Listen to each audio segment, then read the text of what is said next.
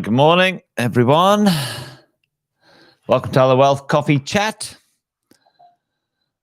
Good to have you here. A few of the early birds up and at it, which is awesome. Sahana, good morning to you. Kevin in the house. Alison. We got Jeff. Morning, mate. Kumi. Howdy. Good to see you, folks. Welcome along. Do the old intros while everything's getting warmed up, as you already know. Most of you do. I think all of you do. Anyway, Jason Witt's my name, but if you didn't know, there might be one or two newbies in the house. Give us a quick shout out in the chat. Say hello. Let us know where you are, what you're doing, what are you up to. I hope you're well. If you're new, say hello. Say hello. Got a few people behind the veil this morning in the old Facebook groups. Good morning. Marcus all the way from WA. Thanks for joining us, mate. Thanks for joining us. Good to see you all here, folks. Nath, how are you, man? Good to see you. And Riley McNee in the house as well. There you go. Hey, listen. Oh, there's Luke as well. We've got all the regulars in the house now, which is great. This morning I thought I might talk about the conversation, the concept of the stages of income. And it's interesting. It's important to understand how these stages of income progress as we go along and whether we want to continue to progress them as investors. And we don't all start out with an understanding of the stages of income. And I thought we might talk through that this morning and have a little look at, what that might mean to us as investors and especially property investors. How does it work? What do we do? What's the process after sitting down with, thousands of property investors over the last 20 years? Got a bit of an understanding of kind of where people start when it comes to property investing and the on average direction. The vision for most investors is to, at some point, have an income that's produced by their assets. And that's one of the stages. That's one of the stages of income, the stages of income. But let's talk about this in the process of where do we start? Where do most people start? And how does it work? So we're going to work and talk through that this morning. So let's see what we can do about maybe communicating that and seeing what makes sense on this conversation this morning. The bit that we all start with, let's call it the foundation piece we need to put in place. The foundation for most of us is an exchange mechanism, folks. And what do we call this? At the bottom, I wouldn't say it's the bottom. The starting place pretty well for everyone. For most people, we go to school and whatever institution, whatever education we receive, and we turn that education into something. What do we do? What's the process? What do we exchange something for something, folks? What's the foundation piece? The first bit of income or skill set or knowledge or process, that we learn. And you're dead right, Marcus, it's time for money. The conversation, the first part we all learn, time and or a knowledge or a skill, but it always has some time attached to it. So time for the money, right? Nothing wrong with that. Nothing wrong with that at all. Matter of fact, I think it's fantastic. It's the most reliable beginning place from an income earning point of view. It's the most reliable place to start. If you have some skills and some knowledge and some capacity, we can go to somebody and say, hey, let me do some work for you. Let me do a job for you, and I'll get some cash, get some money. Fabulous. Another way that we can talk about this is that time for money. We need to turn it into the foundation of income into the future. And how do we do that? Well, the time for money, we use what we earn, all right, and we turn that into assets. All right. How do we take what we earn, folks? How do we take what we earn and turn it into assets? Well, the bottom part of this process requires a couple of things. So how do we now, what do we do in this foundational piece here? The earn to assets, the time for money. Well, let's talk about what this looks like. There's going to be two parties to this mix. Okay, there's going to be two parties to this mix. Number one, there is you, the person, whoever it is. The person needs to go to a institution. I don't know how to draw a bank, but anyway, let's just call this the bank.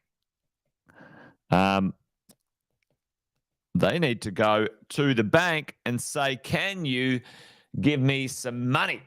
And that bank or the lenders, especially when it comes to real estate investing, folks, and if you didn't already know, this is the Real Estate Investing Show. You, the individual over here, needs to use some lending and some leverage.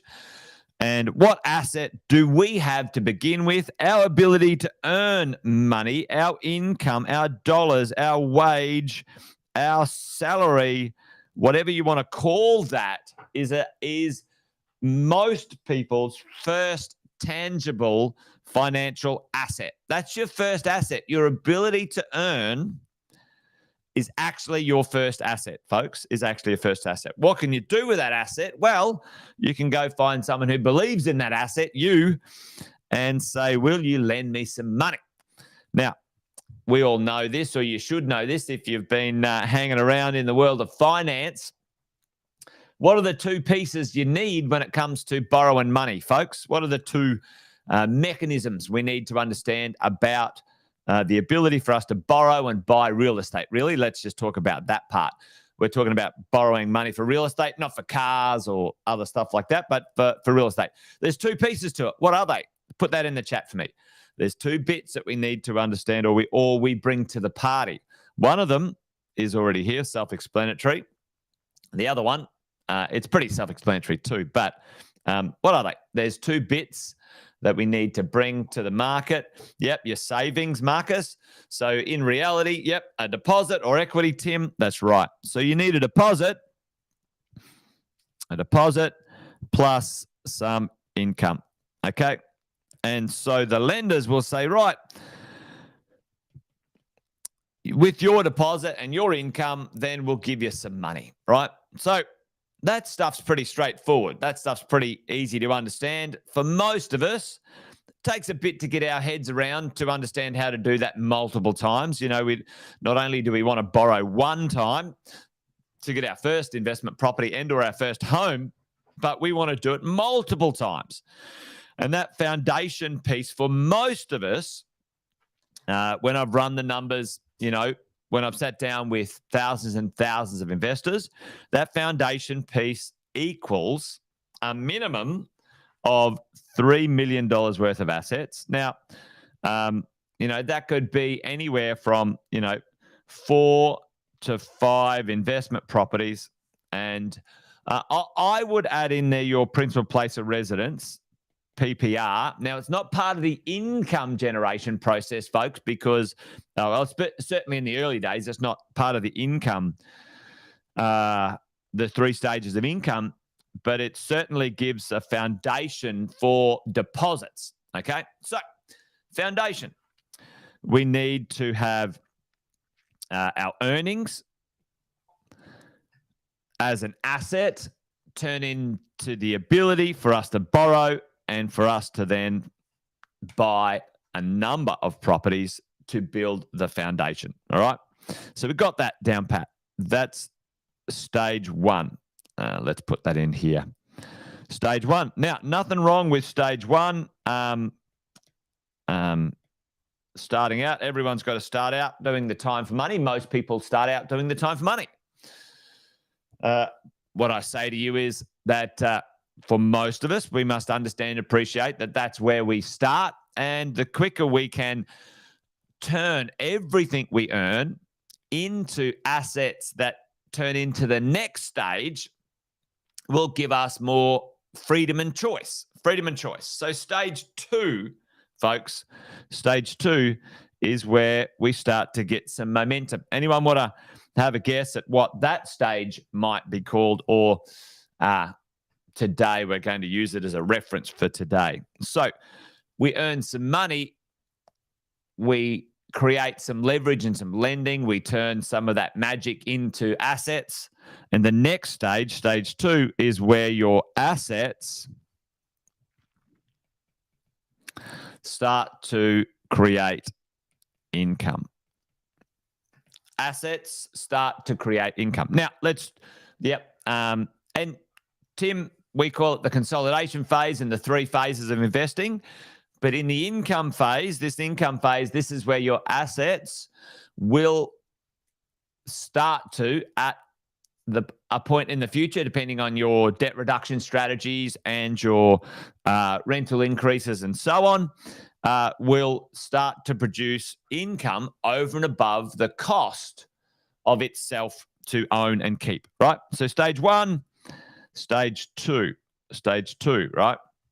Now, let's talk about these stages just for a second. Some of this is a different version of another conversation, potentially, the 3 stages of investing, et cetera, et cetera. This is the 3 stages of income. It goes through a little different stage here, but let's just do this. Now, this first stage, earn into assets, often, that stage, certainly depending on where you are, can take 7 to 10 years. Assets into income, again, can take another 7 to 10 years. That's why when we sort of do these time frames, this sort of 20 to 30 year time frame is kind of the slow and steady wins the race time frame. Now, can you speed it up? Yes, you can. You can totally, absolutely, 100% speed it up. But, this is the general gist of it, folks, the general gist. So assets into income, this is where these assets now require less of you. So you, as an individual, and now the assets are now producing the majority of the income, and your borrowing and capacity is now mostly driven by the assets that you own, right? The assets that you own. This is where we've seen this before. Well, you've seen it maybe even last night in some of the examples where you see the value, the assets rise fairly quickly. Let's say over 10 or 20 years, that's fairly quickly. But the income, the rental income, is a bit slower or less. So there's a lot more equity. There's a lot more, there's a lot less debt. And the opportunity is in the gap of unused value, which really points to the next stage of income, folks. And so this is where, how do we accelerate accelerate our income into this next stage, right? So the next stage for the income is the stage where your money now makes more money. All right. The money on money. Now, how do we do that? That acceleration phase. This is where this is the holding phase. This is the buy and hold. This is the acquire. This is where we sort of buy things and own them and keep them. At this stage up here, money making money. We talked about it a little bit last night at mentoring, actually, where now you can take, often it's where your equity needs to now start making bigger returns, okay? And how do you do that? There's plenty of ways to do that. There's so many ways to do that as you go along. One of the ways is, joint ventures. We talked about that last night. A lot of people invest in businesses, either on the share market or privately, and there's other stuff like the share market. There's all sorts of things here. Now, for all of us, this acceleration phase, what sort of returns are we looking for in that acceleration phase? Well, this is where the conversation of understanding risk versus the reward, right? And this is a really good, interesting conversation when it comes to this stuff. Where do you invest in things that are maybe higher risk, that might have a higher risk of a loss or a failure or something going wrong? For me, for you folks, what I like the idea of investing, let's say a joint venture. Let's quickly do this for 30 seconds. Let's say your portfolio has grown from your 3 million acquisition phase to 6 million over 20 years, right? And your debt has gone from 3 million to 1 million, okay? 1 million. Now, in here, you can see, and this is a fairly normal scenario. You acquire some properties, and over a period of time, we're talking, 15 to 20 years, your values rise and your debts go down, right? In here is the equity. Now, for me, let's say I saw a project, some investment. This is part of the acceleration phase down here, money making money. Then I would say, all right, if I'm going to invest 100K, we talked about this last night in the joint ventures. If I invested 100K from my equity and it went pear-shaped, it went down, right? And just say worst case scenario, I lost it all. It was a disaster. The whole world melted down, etc. Okay.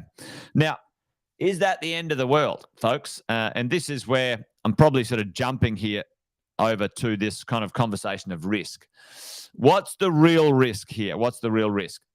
In comparison to, right, this came from my equity in my portfolio, folks. And this came from cash out of my savings account. Okay. 100K, all right? And let's say we lost 100K in cash out of my savings, which I exchanged time for money for, or I lost 100K out of my equity, which I didn't exchange any time for money for. Which one has the highest impact? Now, you tell me in the chat if this was the scenario, and this is where we're sort of talking about money making money, folks, and understanding the risk-reward ratio. If you had something go wrong, boom, cashed. Exactly, Tim. And that's the answer, folks. Because if you invest your cash, which is the direct, and so if you go into risky investments at this level, which is the time for money section, right? Why is that a problem? Why is that much more risky than investing equity or cash flow from rent? Well, I can tell you, because your time, the time you exchanged is limited, folks. Your time is limited. Once it's done, you exchange that year for that cash, it's done. You can't get it back. You can't replenish that money. It won't return, right? But here's what happens with equity, and I might talk about this later on. If you ditch the equity, What happens next year and the year after, folks? Well, your rents keep coming in. Matter of fact, you get to claim that as a tax deduction as a loss, but so that's not really a benefit in any way, shape, or that's just a consolation. But equity is renewable. Your rents are renewable. They are a renewable source, folks. They are the magic Tim Tam. Has anyone ever seen the magic Tim Tam ad? It was ages ago. It was years ago. Maybe, am I showing my age? Your equity, investing in acceleration activities out of your equity and your rental income, it makes the risk a lot lower if something goes wrong. Yep. Yes, with the genie. Exactly. It gets replaced slowly. Exactly, Tim. Yep. So anyway, hopefully that makes sense, team. Maybe a little bit rambly this morning, but we turn our time into money. Then we turn that money into assets. Those assets eventually turn into income that you don't have to earn from your physical self. And those assets and income turn into a significant amount of equity. And then you use that equity, take some money from your equity to make more money. That's the acceleration phase. And how do you manage that and measure that? You understand how to take a risk and get the appropriate reward for that risk. Anyway, there you go. There's the 3 stages of income as a property investor. There may be different stages when it comes to other investment vehicles, but that's the general gist of it from today. Anyway, there you go, folks. Wealth Coffee Chat done and dusted. Hopefully that was useful. Hopefully that was educational from an idea of where you might be at right now and where you might need to go. For some of us, we might be still in the first stages of investing, which is the time for money, turning our earnings into assets. Nothing wrong with that. That's perfectly fine. And something that you need to make sure you continue to do until you get the assets that you need. All right, folks, that's it from me. Catherine says, at what stage should you do P&I if you own? Catherine, I always have an attitude that if you are still in the acquisition phase, like you still need to buy properties, you should always have your loans on interest only, and you should have any extra payments that you want to make in an offset account, so you've got access to that money, okay? So that usually is, 5 to 10 years. Now, it doesn't mean that some banks won't force you into P&I. It'll just be that's the way it is sometimes. But it's not when you are acquiring, you need all of the financial resources to buy the next one. Okay, don't start paying off the other loans yet, because that's not the phase you're in. Hopefully that answers your question. If you need more answers or a little bit more detail on that one, make sure you catch up with your coach and they can talk you through the process, and also your finance team to really get that one down pat. All right. Great. Thanks, team. Done and dusted. Wealth Coffee Chat over and out. Good to see all of you. Thanks for joining me today. Join me tomorrow if you're up for it for another one around about 8:10. You guys know the drill. All right. That's it, team. Adios. Take care. Bye for now.